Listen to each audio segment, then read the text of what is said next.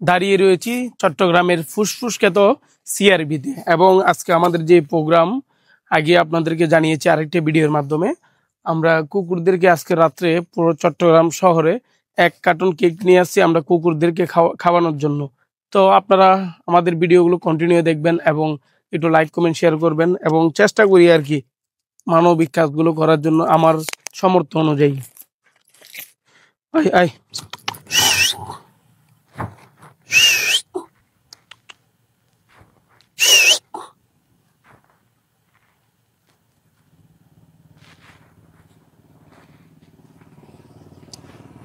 আসলে কুকুরগুলো কিন্তু আমাদেরকে ভয় পাইতেছে, মানে কি আপনার অচেনা মানুষ আমরা ওদের জন্য, যেহেতু আমরা সিআরবিতে খুবই কম আসি, তো কুকুরগুলো আমাদেরকে দেখে ভয় পাচ্ছে। তবে আমাদের যেই কাজ সে কাজগুলো আমরা অবশ্যই চলমান রাখবো সব সময়।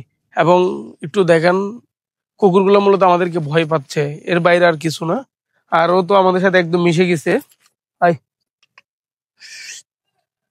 ও একদম আমাদের সাথে মিশে গেছে, এবং আমাদের যে কাজ, আমরা আজকে 1 কার্টন কেক নিয়ে এসেছি। এই যে দেখেন কার্টুনটা প্রায় শেষের দিকে। তবে ইনশাল্লাহ আমরা চেষ্টা করব সেই কাজটা আমরা সবসময় অব্যাহত রাখার জন্য, যদি আপনাদের সাপোর্ট এবং ভালোবাসা পাই তাহলে। এবং আমাদের সাথে আছে আজকে হুজুর। হুজুরকে একটু দেখান। এবং এই মানবিক কাজে আমাদের যে সবচেয়ে বড় অবদান, এই আক্তার হোসেন রাফিদ ভাই। ভাই একটু প্লিজ।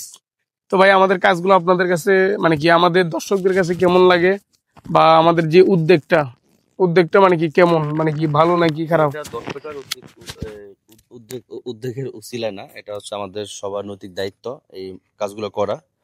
কারণ ওরা হচ্ছে বোবা প্রাণী, না বলতে পারে খাবারের বিষয়, না বলতে পারে নিজেদের বিষয়। তো এই জন্য আসলে আমরা শহরে থাকি, তো রাতের বেলা দেখি বিভিন্ন জায়গায় কুকুরা না খেয়ে থাকে, শুয়ে থাকে,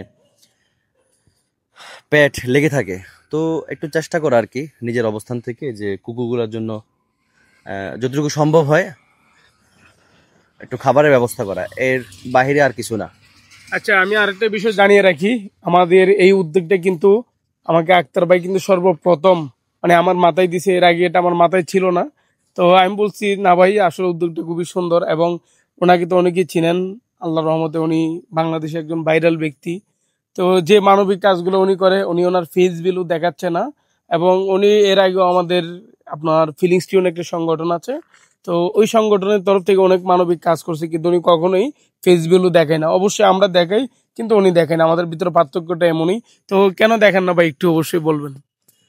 আসলে ভাই দুনিয়াটা এখন সোশ্যাল মিডিয়ার যুগ। এখন একটু হাতে আসলে নিলে মাইক্রোফোনটা, মানে কি ভালো হতো। এখন আমি তো কাজ করব ভালোর জন্য।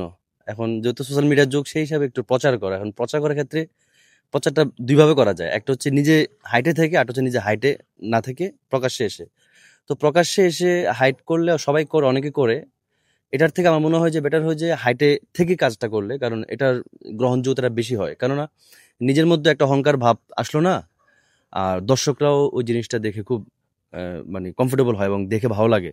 আর আমাদের অনেক মানবিক কাজগুলো দেখে আমরা অনেকে করে নিজেদেরকে হাইড করার জন্য, তো এগুলো আসলে একটু বিরক্তিকর হয়ে যায়। আর পাশাপাশি দর্শকরাও বুঝে যায় যে আসলে তার মানে মাকসাদ কি বা তার নিয়ত কি। এই জন্য হাইট আনহাইট সেটা বিষয় আমি জানি না, বাট আমি চেষ্টা করি আর কি নিজেকে হাইট রাখার জন্য। আর এটা তো আহ, করছি নিজের সাধ্য অনুযায়ী।